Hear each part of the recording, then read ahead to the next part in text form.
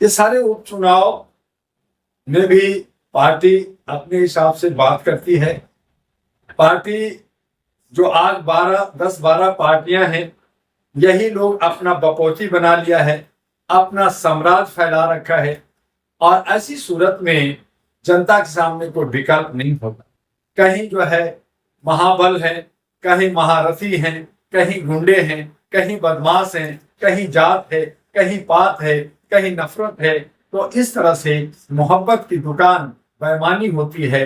ये धर्मनिरपेक्ष राज्य में अच्छे सच्चे लोगों को, आज जनता को चाहिए कि तमाम पार्टियों को वोट ना दें और वो जो एक इंडिपेंडेंट को, अपने एरिया के किसी भी उम्मीदवार को वोट दें और उनको जनप्रतिनिधि बनाएं। लेकिन आज देखने को आता है, चाहे वो असेंबली का चुनाव हो, चाहे जनरल इलेक्शन हो, चाहे उपचुनाव हो, हर जगह वही लोग, उन्हीं के बच्चे, उन्हीं के भतीजे जो नेता के बच्चे हैं। तो आज अखिलेश जो अपने समाज के यादवों पे जो इनकाउंटर हुआ उस पे नहीं बचा सके, जो मुसलमानों पे हुआ, जो बुलडोजर चला उस पे नहीं बचा सके, आज ये सिर्फ वोट बैंक की कुर्सी की खेल खेल रहे हैं। तो अखिलेश भी फेल हो गए। आज जो है राहुल भी पप्पू से चप्पू चलाने वाले हो गए। आज तेजस्वी अपने आप को कह रहे हैं कि जो हुआ ठीक नहीं हुआ, और उनके साथ भी वही हो रहा है। तो ना बिहार है, ना उत्तर प्रदेश है, ना हरियाणा है, ना महाराष्ट्र है। तो ऐसी सूरत में बीजेपी का बाबा है और बीजेपी जो है बाग बाग हो करके जश्न मना रही है। तो जश्न मनाइए, देखिए देश का कितना और जो है बेड़ा गर्क होता है। उपचुनाव तो एक बहाना है, लेकिन उसमें भी तेजस्वी का कुछ आना जाना नहीं। तो क्या पीडीएफ फार्मूला काम करेगा लोकसभा चुनाव में जिस तरीके से पीडीएफ फार्मूला बना लें या और वैज्ञानिकों को कर लें और जो है विशेषज्ञों को कर लें, अपने जात पात का कर लें। अरे यही अखिलेश जहां पे पीडीए की बात कर रहे हैं, ये जो है जहां पे दलित और शोषित ओबीसी की बात करते हैं और अपना सेक्रेटरी और अपना जो है उत्तराधिकारी ब्राह्मणों को बनाते हैं, तो क्या ये मनोभाव नहीं? तो पीडीए का फॉर्मूला करके आप वोट लेना चाहते हो। अब जनता पीडीए नहीं चलेगा, अब जात पात नहीं चलेगा, अब ऊंच नीच नहीं चलेगा, अब यादव नहीं चलेगा, मनोवाद नहीं चलेगा। यही तो अब आरएसएस ने कह दिया कि भैया हम तुम्हें सबको हिंदू कहते हैं। एक तरफ शूद्र का कि शूद्र मानते हैं, लेकिन कहा नहीं, तुम लोग शूद्र नहीं हो, तुम सब हिंदू हो। अब तुम जो है दलित नहीं हो, तुम जो है अति पिछड़ा नहीं हो, तुम जो है मूल निवासी नहीं हो, तुम ओबीसी नहीं हो, तुम सब हिंदू हो। तो हिंदू की चाशनी में जब डूब गए तो पीडीए क्या करेगा? ये सब बेईमानी हो गया ना। अब तो सब हिंदू हो गए। तो जब हिंदू हो गए तो फिर ये जो दलित की मांग करते हैं, ये जो पिछड़े की मांग करते हैं, ये सब बेईमानी हो गए। तो खत्म हो गया कि भाई सब हिंदू हैं तो हम मानसिक गुलाम हैं, हम राज करेंगे और हम राज करते हैं, हम राज करेंगे, तुम सब हिंदू हो। तो हिंदू की पार्टी इसीलिए दिया गया कि जो बिखरे हैं इनको समेट करके मैं अपना वोट जो है 40-50% जितना भी हिस्सा हम जीतने के लिए चाहिए वो हमें मिल जाएगा, बाकी सब जाए। और फिर सत्ता में आने के बाद हमने तुम्हें हिंदू कह के लिया वोट, लेकिन बाद में फिर तुम शूद्र हो, फिर तुम दलित हो, फिर तुम्हें छुआछूत होगा, फिर तुम्हारे साथ भेदभाव होगा, सब कुछ होगा। और तुम नाचते रहो, तुम जंतर मंतर पे नाचो, तुम रामलीला ग्राउंड पे नाचो, किसी चौक पे नाचो, मांगते रहो और मांगते रहो, तुम्हें कुछ नहीं मिलेगा।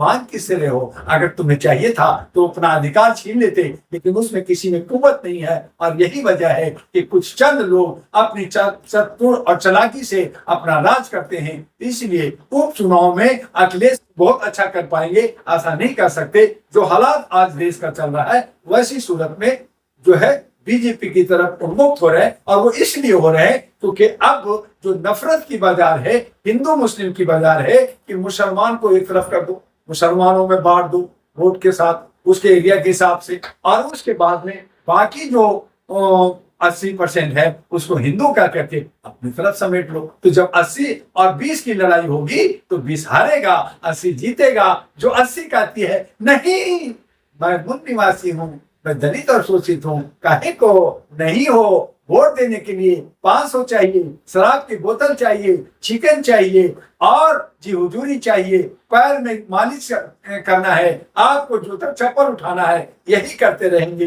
नहीं सत्ता मिलेगा, न मिला है न मिलेगा। और आगे क्या होगा ये तो भगवान जाने, ये तो अंबेडकर जी जाने, ये तो लोहिया जाने, ये प्रियार जाने, ये जयप्रकाश जाने, जिस पे आप 50 फोटो लगा करके धंधा और चंदा करते हो, लेकिन आप में नेता बनाने का दम नहीं है। 50 फोटो पे अगरबत्ती घुमाते रहो और अपने समाज से 100-200 रुपया खाते रहो।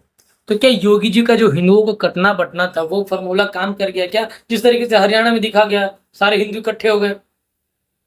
भाई उन्होंने हिंदू कटना बटना कहा कि भैया अगर हिंदू एक जगह नहीं होंगे तो हिंदू किसको कहा? शूद्रों को कहा, दलितों को कहा, जो बटे हुए हैं कहा हिंदू तुम बटो मत, हिंदू रहो। तो हिंदू को कहा अच्छा मैं बट नहीं रहूंगा, मैं एक जगह हो जाऊंगा। तो एक जगह हो गए तो किसका वोट बना? वो बीजेपी का बन गया, आरएसएस का बन गया। और बाकी जो हुआ, जो बट गए वो बट कौन गए? वो जो लोग ने समझा कि नहीं मुझे ये सब नहीं मानना चाहिए, बट गए। और बट गए तो अनंत पार्टियों में बट गए। आज हरियाणा को देखिए, जहां गठबंधन इंडी बना, जहां पे आम आदमी पार्टी दोगला निकला, तो राहुल को धोखा दिया, 90 सीट पे खड़ा हुआ, दिल्ली का पड़ोसी है और केजरीवाल हरियाणा का है, एक सीट जीत जाता ना। लेकिन उन्हें जीतना नहीं था, वोट काटना था। जहां पे 19% वोट मायावती का था, मायावती का एक सीट जीत जाता ना, लेकिन बीएसपी एक भी सीट नहीं थी। जहां चंद्रशेखर का इतना बोलबाला हुआ, नगीना के बाद इतना हंगामा हुआ, दिल्ली में बड़े बड़े प्रोग्राम हुए, खूब भीड़ भाड़ हुआ, क्या एक सीट निकाल सके हरियाणा में? और जो है एलएलजेपी, जेपी, एक और भी पार्टी बनी, वो सब का सब जीत हो गए। और क्यों हुए? क्योंकि ये सब बटे रहे। तो यही हमने अपनी दूसरी मीनिंग में कहा कि जो योगी जी ने कहा बटोगे तो कटोगे, तो बट गए तो कट गए, तो क्या हुआ? यही होना था। अब ये खिसियानी बिल्ली खंबा नोचे, रो रहे हैं, चीख रहे हैं, चिल्ला रहे, हाय ऐसा नहीं हुआ, हाय ऐसा नहीं हुआ, ये गलती हो सकता है, इलेक्शन कमीशन ने गलत किया, उसने गलत किया, मशीन जो है बैटरी लो हो गया। अब जो है रोने से क्या होगा? अब तो हार है, जश्न उसकी है। तुमने अगर जो है दुआ नहीं लिया, सलाह नहीं लिया, अपने चमचों के साथ घूमते रहे और ये सोचते रहे कि मैं दौलत के नाम पे लोगों के जो ये सारे हमारा सेक्रेटरी है उनके आधार पे मैं जीत जाऊंगा, तो जीत के दिखाओ ना।